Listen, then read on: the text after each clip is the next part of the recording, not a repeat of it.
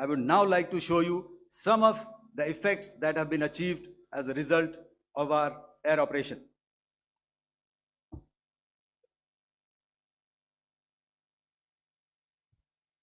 Here is the Pasroor air defense system. If you could see, zoomed up view. This is the radar mounted on a high tower. And after the strike,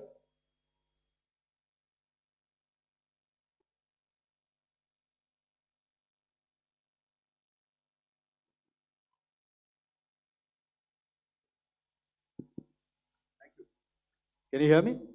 Yeah, thank you. And after the strike, this is what has happened. This radar has been taken out, completely burnt. Next slide, please.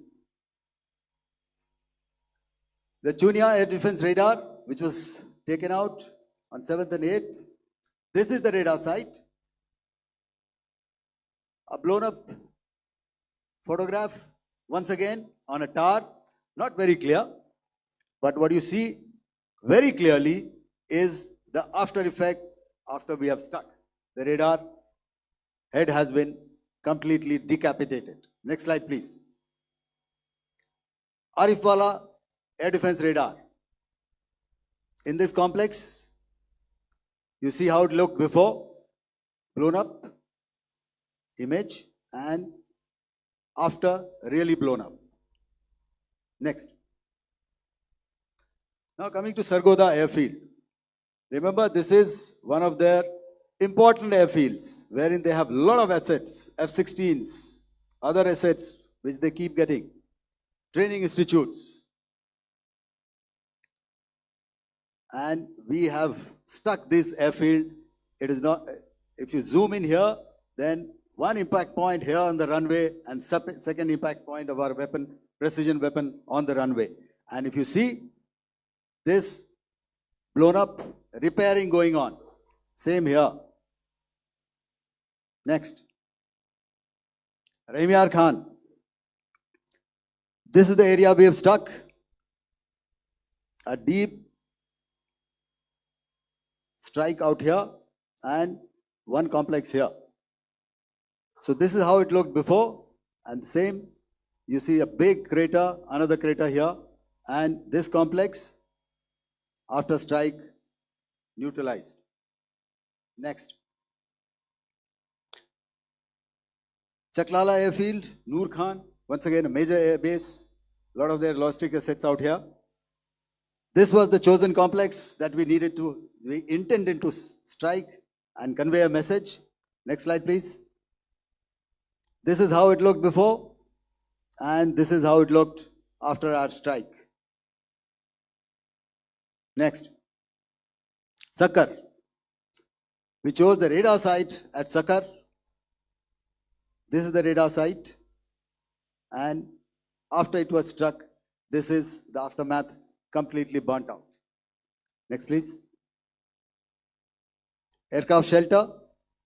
This is how it looked before the strike, and this is how it looked after the strike.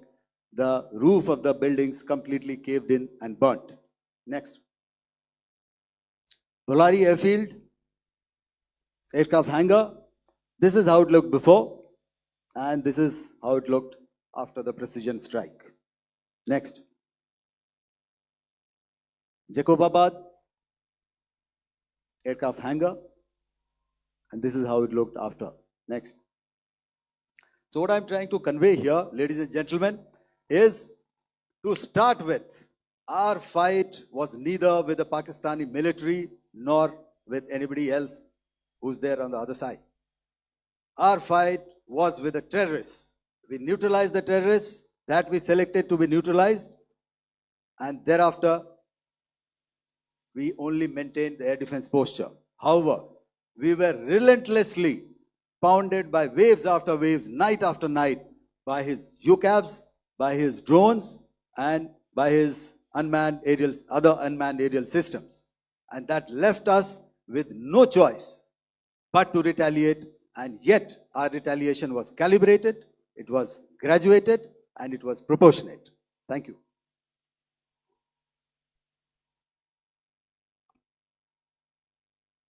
Good evening, ladies and gentlemen.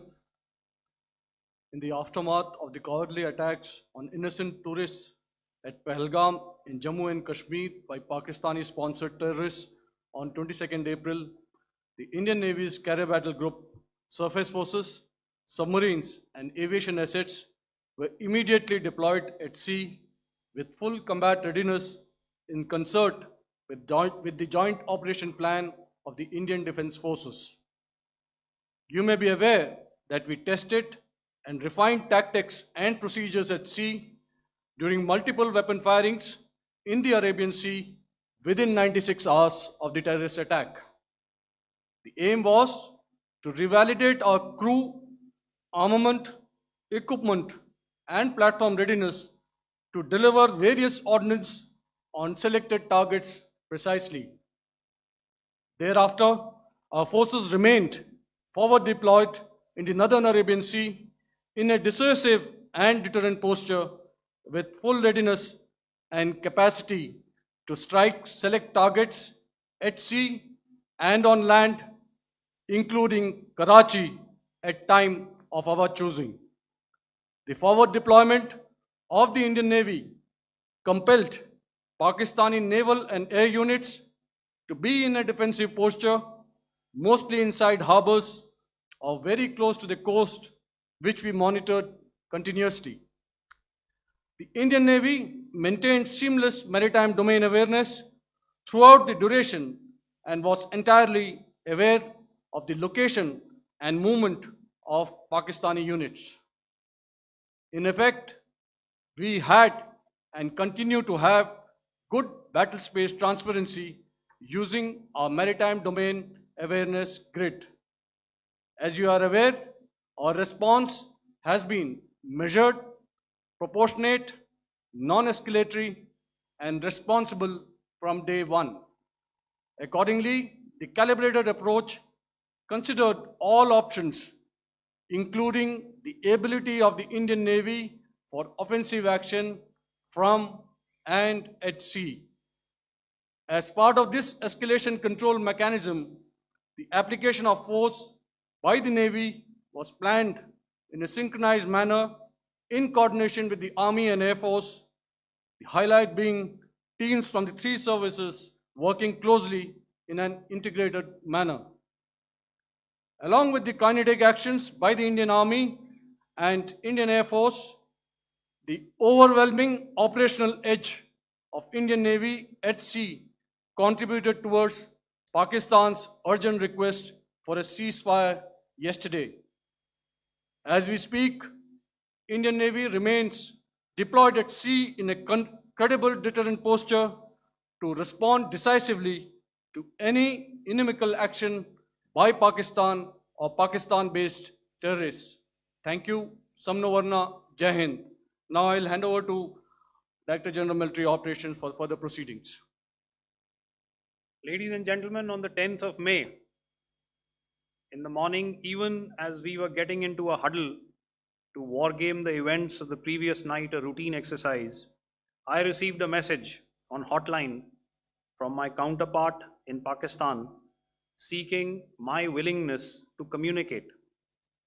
Since our initial aim was to strike at terror camps, and all our actions in the subsequent days were in response to the intrusions and violations by the Pakistan Air Force and its army, it was decided that I would indeed speak with my counterpart.